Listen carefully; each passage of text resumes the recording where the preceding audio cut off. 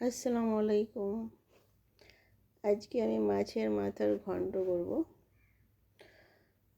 আর আমার মতো কে কে অসুস্থ আছেন, খাওয়ার ইচ্ছে করছে না, এভাবে কিন্তু মাছের মাথার ঘন্টটা করলে কিন্তু খুব সুন্দর লাগে খেতে, মুখে রুচি আসে।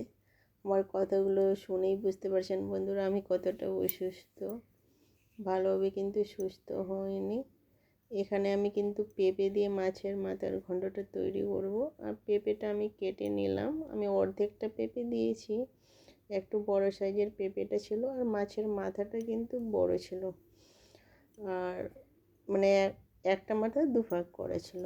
বাজার থেকে নিয়ে এসেছিলো, মাছ নিয়ে এসেছিলো, কিন্তু মাছের মাথাটা থেকে গেছিলো।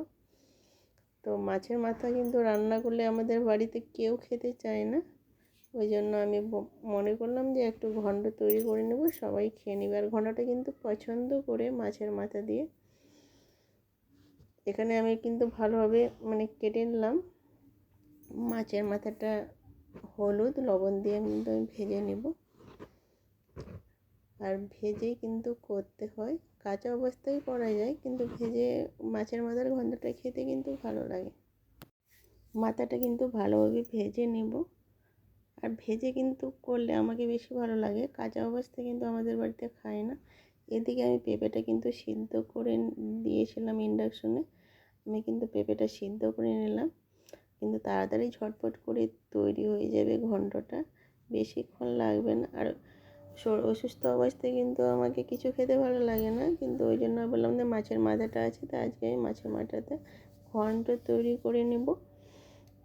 এখানে আমি কিন্তু মাছের মাথার তেলের মধ্যে কিন্তু আমি পেঁয়াজ আর লঙ্কা, কাঁচা লঙ্কা কয়েকটা দিয়েছি, দুটোর মতো দিয়েছি, বেশি দিইনি। বাচ্চারা খেলে ঝাল ঝাল কিন্তু পছন্দ করে, বাচ্চারা খেতেও পারবে না, কাটা কাটা থাকে, কিন্তু একটু এগুলো খেতে পারে। এখানে আমি আদা রসুনের পেস্ট দিয়ে দিলাম।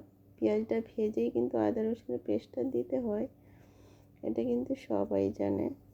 আর ঘন্টটা আমি কীভাবে তৈরি করলাম বন্ধুরা, দেখতে থাকো।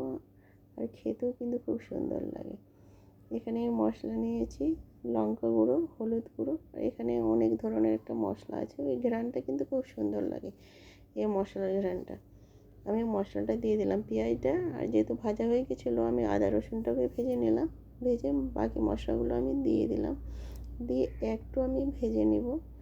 বেশি ভাজলে কিন্তু ভালো লাগবে না, মশলার যে একটা ঘ্রাণ আছে ওই ঘ্রাণটা চলে যাবে, অল্প করে ভাজতে হবে। এবার মাথাটা আমি দিয়ে দিলাম মশলার মধ্যে দিয়ে কিন্তু মাছের মাথাটা একটু ভেঙে ভেঙে দিব, ভেঙে দিয়ে কষিয়ে নিতে হবে মাছের মাথাটা। দেখো ভালোভাবে কিন্তু আমি ভেঙে দিচ্ছি, দেখো সুন্দরভাবে কিন্তু ভেঙে নিলাম। আর কাটা কাটা থাকলেও কিন্তু ঘ্রাণটা কিন্তু ভালো লাগে। এবার সিদ্ধ করা পেঁপেটা আমি দিয়ে দিলাম। আর কিন্তু সিদ্ধ করে পেঁপেটা দিলে কিন্তু বেশিক্ষণ লাগে না, আর পেঁপের মধ্যে যে একটা দুধ দুধ ভাব থাকে ওটা কিন্তু চলে যায়, খেতে কিন্তু খুব সুন্দর লাগে। আমি কষিয়ে এবার আমি গরম জল দিয়েছিলাম, এখানে কিন্তু হালকা গরম জল যেহেতু ছিল আমার ভাতের, গরম জল, ওই জন্য আমি গরম জলটাই দিলাম। ঠান্ডা জলও দিতে পারো, যেহেতু আমার হাতের কাছে গরম জলটা ছিল ওই জন্য আমি গরম জলটাই দিলাম। এবার দিয়ে ভালোভাবে কিন্তু আমি ঢেকে দেবো। এবার 1 মিনিটের জন্য ঢেকে দেবো, বেশিক্ষণ লাগবে না, সব তো সিদ্ধ করেছিল। দেখো কালারটা খুব সুন্দর এসছে, আর আমার কিন্তু পারফেক্টভাবে কিন্তু হয়ে গেছে ঘন্টটা। আর একটু আমি ঢেকে দিলাম, দেখো এবার কিন্তু আমার সুন্দর হয়ে গেছে। আর আমি গ্যাসটা একটু কমিয়ে দিয়েছিলাম। এবার ধনে পাতাটা দিয়ে দেব, আমি শুকনো করলাম না, একটু ঝোল ঝোল ভাব করলাম, খেতে কিন্তু ভালো লাগে। আর ধনে পাতার ঘ্রাণটা কিন্তু খুব সুন্দর লাগে, ওই জন্য আমি ধনে পাতাটাই দিই।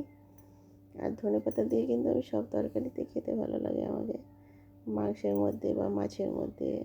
দেখো আমি তুলে দেখাচ্ছি কীরকম, কালারটা কিন্তু খুব সুন্দর এসছে, আর দেখতে কিন্তু এত লোভনীয় হয়েছিল বন্ধুরা কী বলবো।